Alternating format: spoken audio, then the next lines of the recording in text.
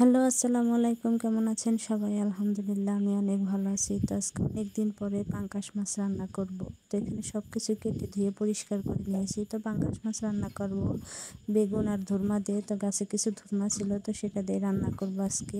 তো কিভাবে রান্না করি পুরো ভিডিওটির সাথে থাকলে বুঝতে পারবেন। তো এখানে প্রথমেই দিয়ে দিলাম পরিমাণ মতো তেল।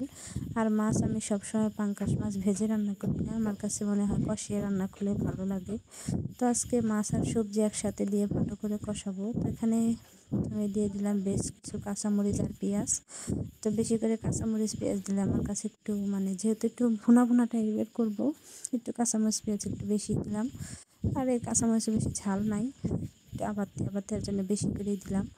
আর শুকনো মরিচ তো দেবই। তো ভাজা ভাজা করে তারপর এখানে দিয়ে দিলাম শুকনো মরিচের গুঁড়া, তারপরে হলুদের গুঁড়া।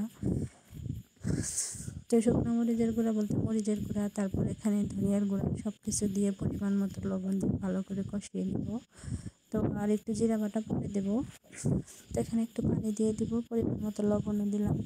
তো এভাবে যদি রান্না করেন আমার মনে হয় আপনাদের অনেক ভালো লাগবে। তো তরকারি কালার দেখে রান্না দেখে বুঝতে পারবেন যে কতটা লোভনীয় আর কতটা দেখতে সুন্দর হয়েছিল, আর খেতেও মাসাল্লাহ অনেকটাই মজা হয়েছিল। তো আমার এখানে ফাইনালি মশলা কষানো শেষ। এখন দিয়ে দিব এখানে একদম পরিষ্কার করে ধুয়ে রাখা পাঙ্গাস মাছ।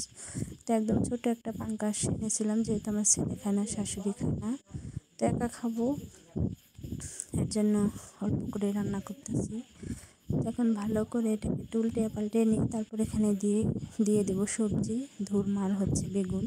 তো একদম ছোট ছোট করে কেটে নিয়েছি। তারপর সুন্দর করে এটাকে নাড়াচাড়া করে তারপরে ঢাকনা দিয়ে ঢেকে কিছুক্ষণ কষিয়ে নেব। তো এইভাবে কিন্তু আপনারাও পাঙ্গাস মাছ রান্না করে খেতে পারেন। আমার কাছে তো ভালোই লাগবে, আপনাদের কাছে কিন্তু খারাপ লাগবে না, ভালোই লাগবে। আর পাঙ্গাস মাছ ভেজে রান্না করলে আমার কাছে এতটা ভালো লাগে না, মনে হয় একটু কষিয়ে রান্না করলে কিন্তু ভালো লাগে। আর মন চাই খুব নদীর পাঙ্গাস খেতে, কিন্তু নদীর পাঙ্গাসের প্রচুর দাম, চাইলে কিনে খেতে পারবো না। তেমনি পুকুরের পাঙ্গাস 180 টাকা 200 টাকা কেজি হলে কিনতে পাওয়া যায়। আর নদীর পাঙ্গাস তো 1200 1000 টাকা কেজি চায়, তো অত সামর্থ্য হয় নাই। তো পুকুরের পাঙ্গাসই খেতে হবে। তো আরেকটু নাড়াচাড়া করে আবার একটু ঢাকনা দিয়ে ঢেকে তারপরে পানি দিয়ে দেবো। তো বন্ধুরা, আমার ভিডিও যদি ভালো লাগে অবশ্যই লাইক কমেন্ট শেয়ার ফলো করতে ভুলবেন না। তো আমার রান্না যদি ভালো লাগে অবশ্যই লাইক কমেন্ট শেয়ার বেশি বেশি করে করবেন।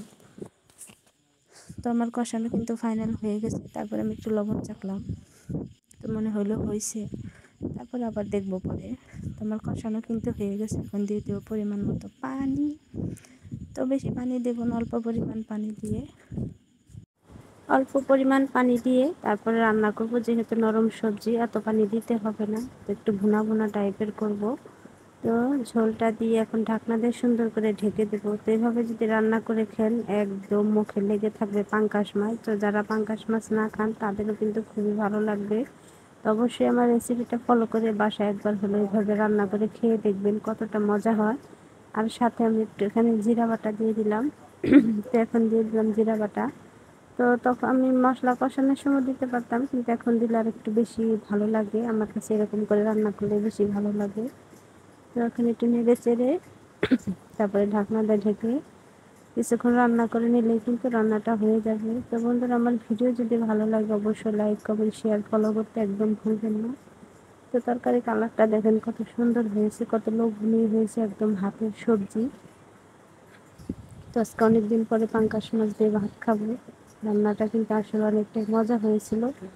আর এখন আমি একটু জল চেখে দেখলাম যে কীরকম মজা হয়েছিল, আসলে অনেকটাই স্বাদ হয়েছিল। তো তারপরে একটু লবণ কম লাগলো, আর একটু দিলাম। আর যদি একটু ধনের পাতা দিতে পারতাম তাহলে আরও ভালো লাগতো। ধনের পাতার তরকারি অনেক স্বাদ। তো ফাইনাল তরকারির লুক দেখেন কতটা সুন্দর হয়েছে আর কতটা লোভনীয়।